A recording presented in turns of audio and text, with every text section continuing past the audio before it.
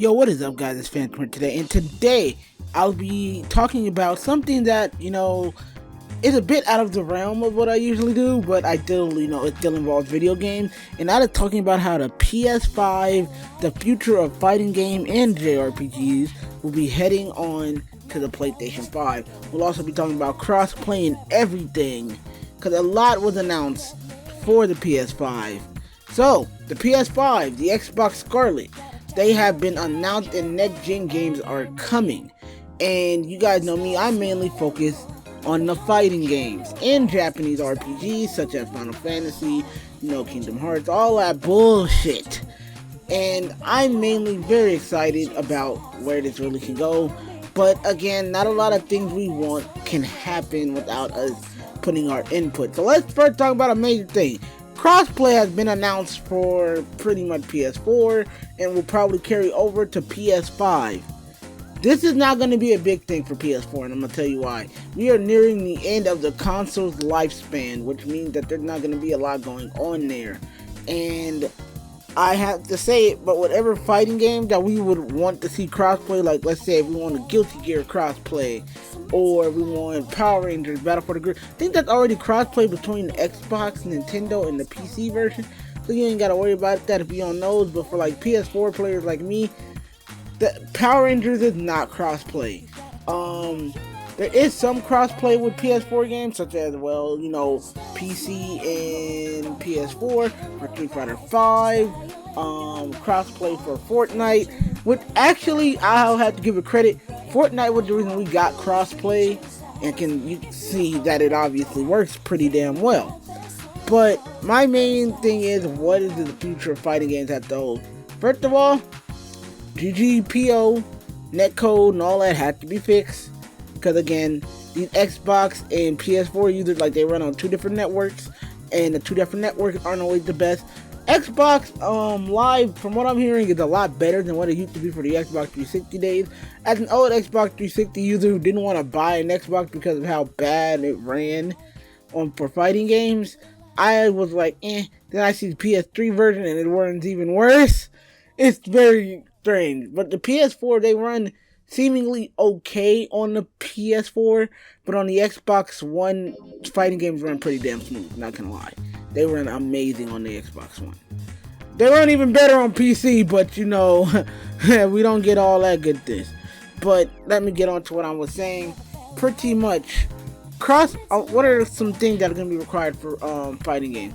First of all, crossplay immediately needs to be required for all fighting games. And the reason for this, for next gen, is that, well, it's about time. It shouldn't be the barrier of, oh, well, I got an Xbox and he's got a PS4 or whatever, and I want to play against my friend. Now, they're going to need to come up with some type of network where you're going to need a Capcom account. You're going to need a Guilty Gear account. You're going to need an Arc Systems account. But it's pretty much going to be how it works. That's how it works on Fortnite, is that you got to have an Epic's account. And the Epic account is essentially, a way for you to, play Fortnite with all your friends in a lobby. But now, have a cross-play lobby, which is something I kind of would want to see. Also, give us the option of cross-play. Fortnite did this recently with their recent Black Hole update, which is fucking hilarious. Pretty much, with that, it allows you to choose, do I want to, experience cross-play or not. I feel like that needs to be a big, major option for the series.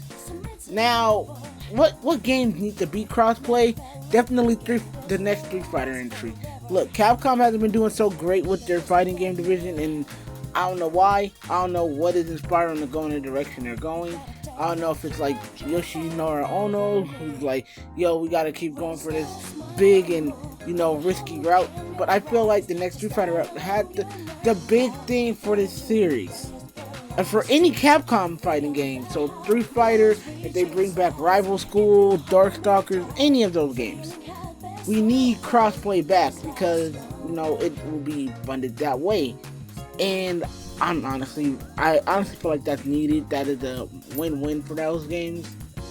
Capcom has a lot to think about with this, because they've been using their own engine, or I think it's engine, what's it called? Their own netcode variety, because again, GGPO is free to use. You can go ahead and use it.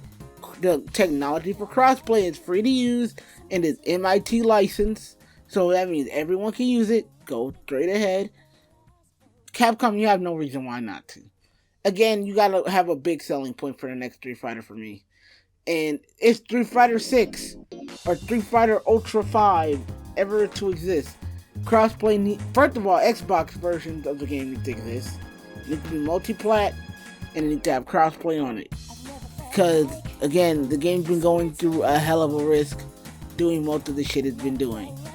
Another one that needs to implement crossplay, and this is for definitely one that's happening, is Guilty Gear. Guilty Gear needs to implement some type of crossplay, or at least use the new netcode of besides the one they've been using. Look, Guilty Gear, come on now. Guilty Gear 2020 is coming out, well, next year. You guys have to work on this game a lot more than it needs to be, because this is a game that needs a lot of development and needs a lot of love and care, because we've seen how Guilty Gear XR Rev 2 is doing. It's not a bad game, and it's not having lobby issues, because again, a lot of people pop in and out of lobbies. People make their own lobbies, people play their own lobbies. It's not, the population of the game is small, and I feel like that's not fair to the game, because the game is a very fantastic entry into the series.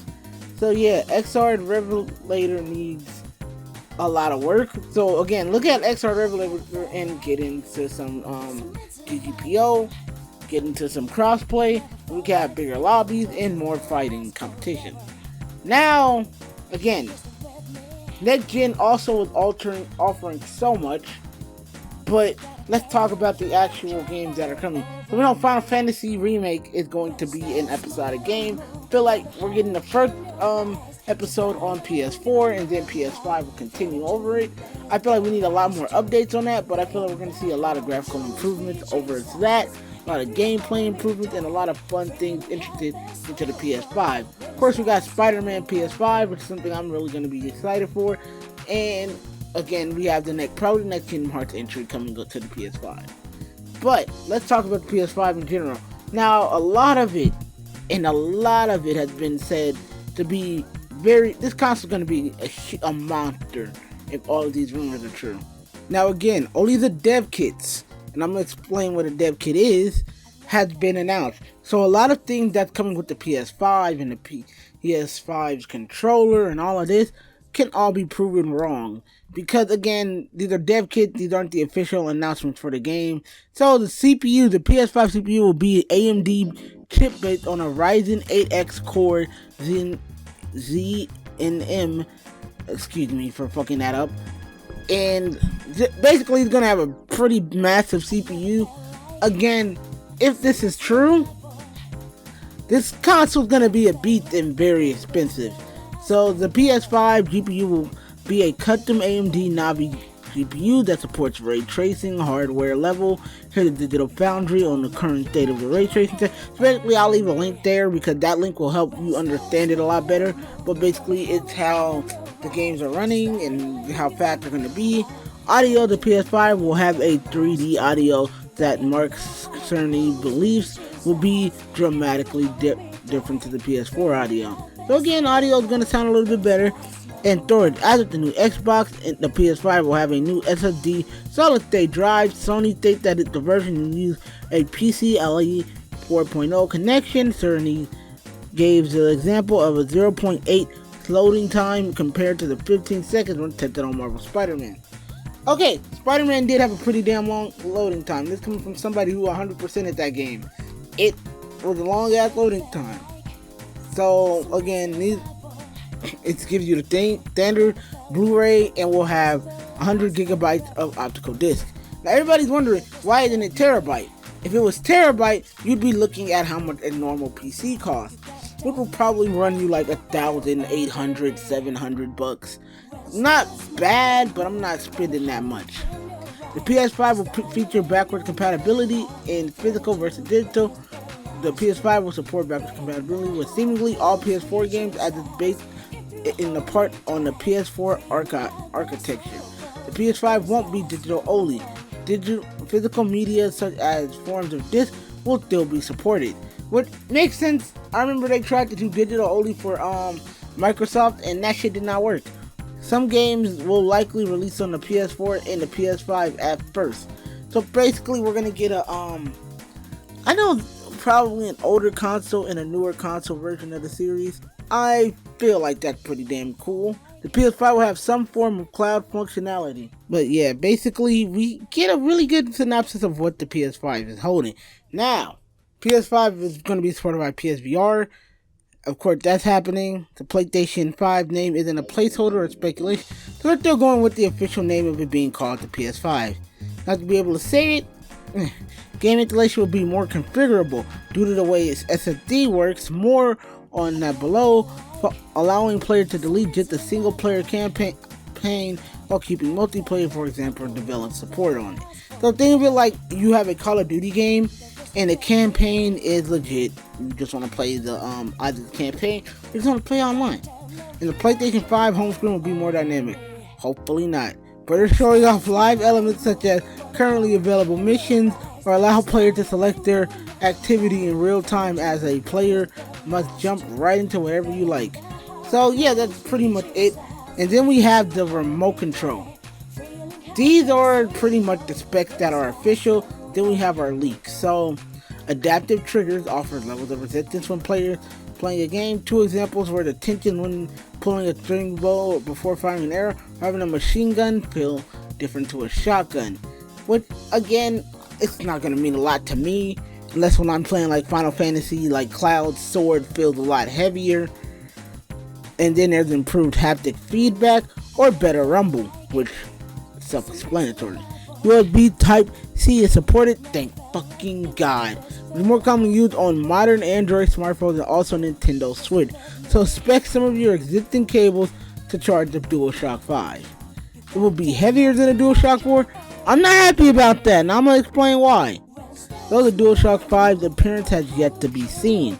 Now, again, a lot of people tell me there won't be a touch screen, which makes a lot of sense. And voice control is unconfirmed for the system, and it's unlikely DualShock 5 will have a touchscreen, thank God. And the PS5 price can be estimated with the specs, but the final price ultimately depends on what else is in the box, the competition, and the price of the component. So again, in the PS5 backwards compatibility with PS1, PS2, or PS3 is unlikely, since the PS4 doesn't have these chances. Our PS5 won't be a patent in 2008. Suggested remastered by emulation was revealed would replace. So basically, yeah. Now let's talk about this. Let's talk about pretty much one of the things that everyone's wondering. Are we gonna get Elder Scrolls and Resident Evil 4 ports? I'm kidding. But pretty much one thing that people want to talk about is the price. Look, we already know what comes in the box. So like the controller's already equal up to $60. Bam, or even more. Then if it's a bundle, it's gonna be more expensive. If it comes with the charger pieces, it's gonna be more expensive. The wires and cords. So I say you're looking at, if it goes for the same steady price, a $400 to $500 price tag, maybe $600, but I could be wrong, because they said that the final price has not been set in stone, but it depends what's in the box. That's why the Nintendo 3DS stopped coming with a charger, because they wanted to sell for cheaper. Now, do I know what's going to happen in the near future with this console? Definitely not. And I do look like I'm going to be leaning toward the PS5 my first time. Possibly a PS4 later on the line, but the PS5 seems like the more option for me. But I'm very excited to see what this console has to offer.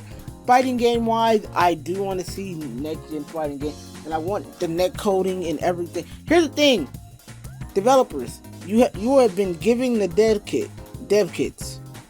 Please use the dev kit to the best of their abilities, and I really hope to see what you guys are going to do with that, because again, developers, especially Japanese developers, because I lean toward them, please use the assets that are given to you. Use Unreal Engine, use GGPO, use all of these things to get the game to be at their finest and most developed. But that's all I really got to say on that. So again, thank you guys so much for watching. I know I haven't made a video in a while. I haven't had any content to make videos on. And also, I am working on multiple reviews all at the same time. Give a brother some time. I'm working on a year's worth of Batman reviews, so those will be coming in November.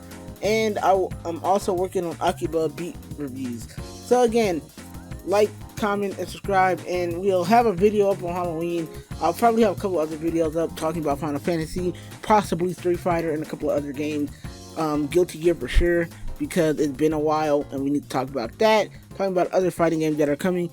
But in the meantime, I will see you guys in the next time. Peace out.